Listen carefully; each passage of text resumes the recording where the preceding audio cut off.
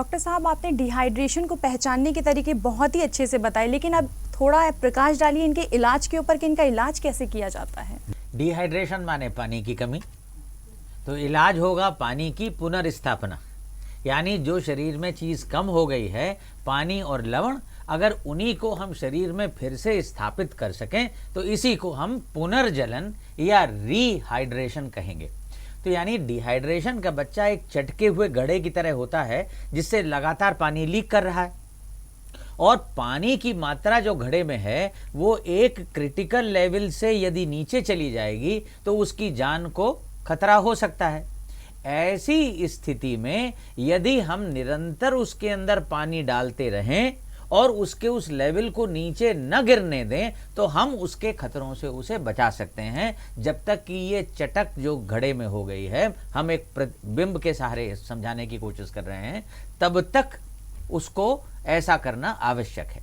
इसके लिए एक खास किस्म का घोल जिसे हम ORS यानी ओरल रिहाइड्रेशन सोल्यूशन कहते हैं, उसका प्रयोग किया जाता है। वर्ल्ड हेल्थ ऑर्गेनाइजेशन यानी WHO ने उसका फॉर्मूला का आविष्कार किया है। इसमें नमक होता है, सोडियम, पोटेशियम, बाइकार्बोनेट होता है, थोड़ा ग्लूकोज होता है, और इन सबको एक निश्चित अनुपात में मिलाया जाता है।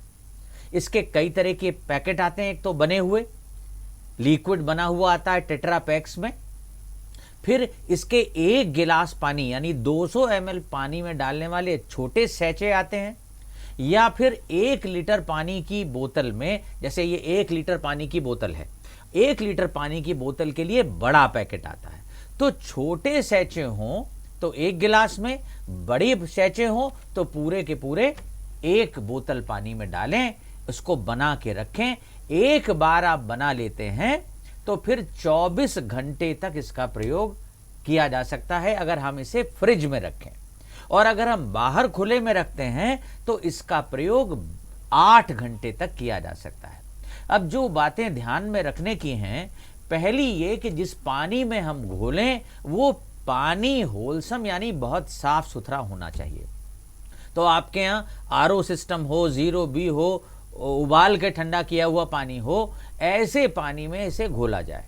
नंबर 2, एक बार इस ओरल रिहाइड्रेशन साल्ट को इस पानी में घोल दिया गया है तो फिर इसको गर्म न किया जाए। बस एक ही बार प्रारंभ में जब आपने पानी को हाइजीनिक बनाने का प्रयास किया था, वही एक समय था जब आप इसे उबाल के ठंडा करते हैं, लेकिन एक बार आपने उसमें घोल दिया तो दोबारा इसको न उबालें। तीसरी चीज ये कि इसको बच्चे को आप घूंट घूंट करके पिलाएं, थोड़ा थोड़ा लगातार देते रहें, हर दस्त के बाद पिलाएं, लेकिन एकदम से ढेर सा न दें। मात्रा ज्यादा हो लेकिन वो ज्यादा समय में भी पिलाई गई हो। कम समय में ज्यादा मात्रा देने से उल्टियां शुरू हो सकती हैं। दूसरा हिस्सा यह है कि कुछ गलत भ्रांतियां जो लोग पाल लेते हैं, डायरिया हो रहा है साहब, इस वजह से उसका खाना पीना बंद कर दिया कि पेट को आराम मिले।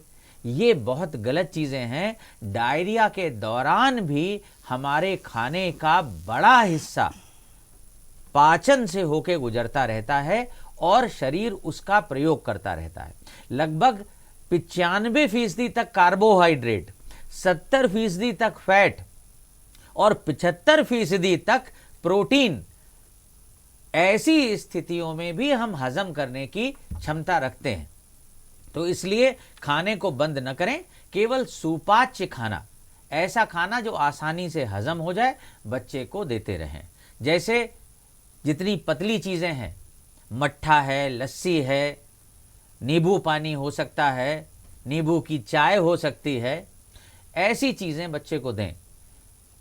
मसले हुए फल, केला, दही, चावल, खिचड़ी, आलू, इडली, ये सब सुपाच्य भोजन के उदाहरण हैं। ये सब बच्चे को लगातार खिलाएं जिससे वो कुपोषित ना होने पाए। यदि डायरिया के साथ साथ कुपोषण भी हो जाएगा तो उसकी लड़ने की सामर्थ्य बहुत कम हो जाएगी और उस स्थिति में बीमारी उसके ऊपर चढ़ बैठेगी, हावी हो जाएगी। इसलिए ध्यान रखें कि नंबर 1 ORS दें, नंबर 2 खाना निरंतरता के साथ देते रहें। और तीसरा, जिंक तत्व। जिंक एक ऐसा तत्व है जिसको अगर हम डायरिया के साथ दें तो उससे होने वाली जटिलताएं बचती हैं और डायरिया जल्दी ठीक हो जाता है। तो हम जिंक तत्व को हर 3 महीने में एक बार दे दें। जैसे मान लीजिए आज डायरिया हुआ है तो अभी हम जिंक शुरू कर दें, लगातार 14 दिन तक देते रहें। और अगर इन 3 महीने के अंदर इसके बाद में टट्टियां होती हैं तो दोबारा देने की आवश्यकता नहीं है। लेकिन अगर 3 महीने के बाद में ऐसा होता है तो फिर इसको दोहराया जा सकता है। इसके सिवा आप अपने चिकित्सक से संपर्क करें।